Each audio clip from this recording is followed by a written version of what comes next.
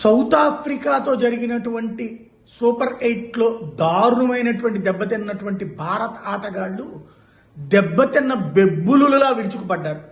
చితక బాది వదిలిపెట్టారు జింబాబ్వేని.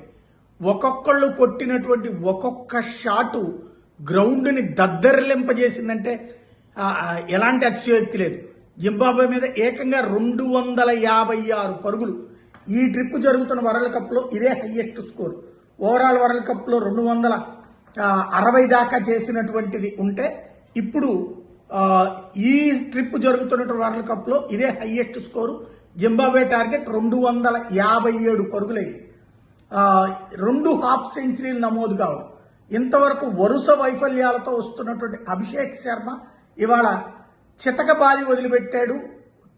ఫస్ట్ 6 ఓవర్లలో పవర్ ప్లేలో అటు సంజు శాంసన్ తక్కువకే అవుట్ అయిన తను